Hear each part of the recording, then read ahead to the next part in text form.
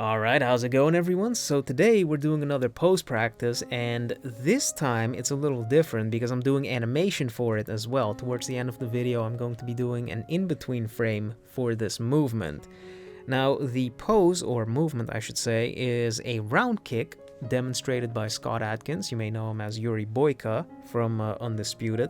But he has a YouTube channel where he does like kicking tutorials and stuff, so I just used the round kick one. And I guess people have also been asking for more dynamic poses, so I guess that's why we're doing this. So I've been practicing animation, and I think I finally got to the point where I can animate stuff from reference instead of just doing, you know, the basic animation exercises like bouncing ball, falling brick, you know, that sort of stuff. So this is going to be pretty interesting. I started by figuring out what direction his body was pointing in the reference image, because I think what's really important for animating human characters is, for one, the perspective. You need to know where everything's pointing, you need to know what planes you can see, and then the other thing is that you also need to understand where the joints are, because all the movement happens at the joints. To move, the body requires muscles. These muscles contract and they extend. Whenever a muscle contracts, all of the volume goes to one spot and the muscle appears to get bigger.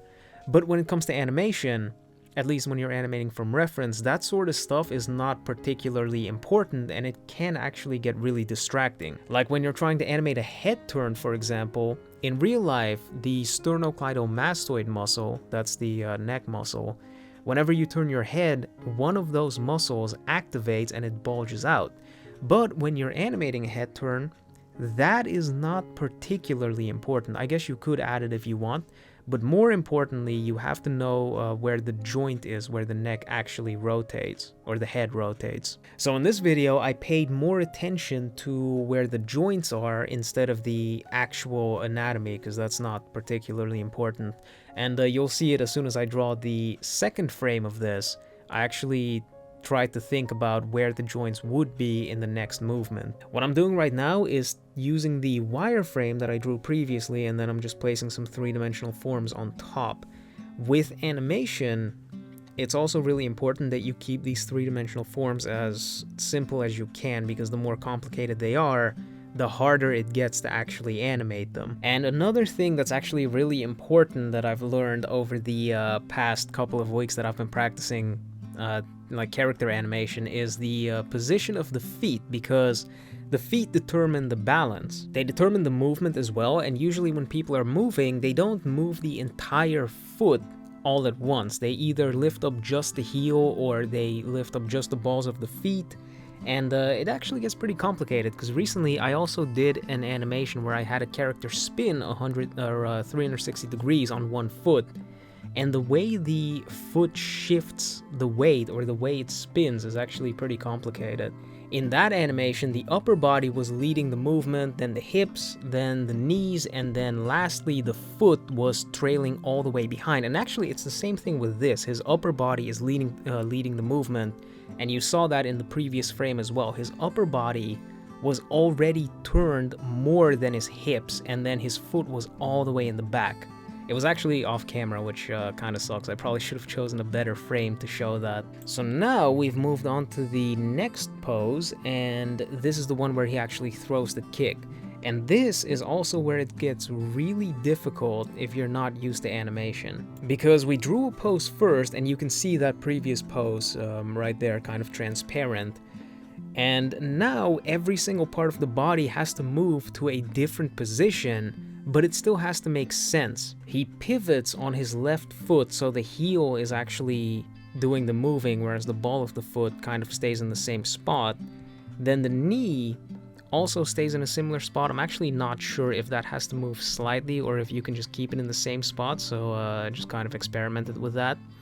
And then his right shoulder moves all the way over, his left shoulder twists, his upper body twists, his hips are fully turned over, and then you can see that his right knee goes from that spot all the way over to its extended position. The thing about the human body is that everything moves in an arc. I don't think there's a single body part that moves in a straight line. So if you're going to move the shoulder, you have to move it in an arc. If you're moving the knee, you have to move it in an arc. The hips turn over in an arc. I haven't figured out how to accurately draw those arcs yet, though, because if you look at the arc from his right knee, for example, the knee moved in an arc, but the leg originates from the hip. So his hip moved, and that moved the position of the knee as well. So it doesn't just follow that arc straight up. It also, it's kind of like cumulative with the arc of the hips. So I haven't figured out how to do it yet, but I'm sure I'll figure it out at some point. And actually something, if you are interested in getting into animation, there's something I've noticed. I don't know if I want to call it a common mistake beginner animators make. I don't know if I'm qualified to do that yet, but it's just something I've noticed. If you want to animate stuff, you have to make sure that things are actually moving. Or to put it another way, you have to make sure that there's actual change between the frames, because what a lot of beginners tend to do is they draw one frame and then in the next frame they barely change the figure. Like, let's say they want to draw a hand waving animation, for example.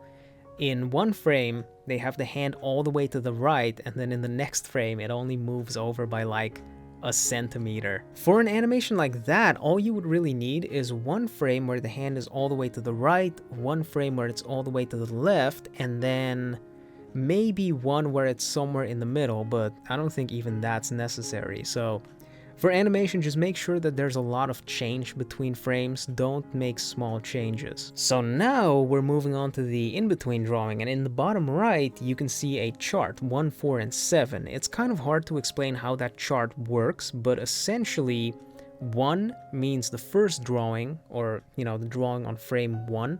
7 means the drawing on frame 7, and then 4 refers to the drawing on frame 4. So we have 3 drawings in total. The chart essentially decides the speed of this movement.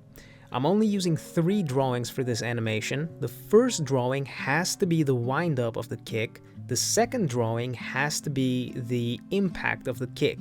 And because I'm using 3 drawings, one of those drawings has to be somewhere in the middle between the start and end of the kick. The drawing's appearance and the placement on the chart are directly linked. So if I were to place the frame 4 drawing directly in the middle between the frame 1 and frame 7 drawings, I'd have to make a drawing that's the exact halfway point between the frame 1 and frame 7 drawing. In this case, I decided to place the frame 4 drawing not exactly in the middle between frame 1 and frame 7, so my physical drawing won't be the exact halfway point between frame 1 and frame 7. I placed frame 4 kind of a third in the way between frames 1 and frame 7, and that actually changes how the movement looks. If I were to place frame 4 directly in the middle between frames 1 and frame 7, you'd get kind of a constant speed movement, whereas in this case, the movement starts off slower and then it speeds up towards the end. If you want to make the movement more natural, you'd probably have to add the rest of the movement before the wind-up, you'd have to add the rest of the movement after the kick hits, and you'd probably have to add another drawing in between the wind-up and the in-between drawing that I made. But here's the finished animation, so for those of you who never animated before, I hope you actually drew along with this and made your first ever animation. But I hope you guys enjoyed that. Let me know if you want to see some more animation stuff in the future. If you'd like to support the channel, I have a Patreon as well as a YouTube memberships link in the description. And I guess I'll catch you all later.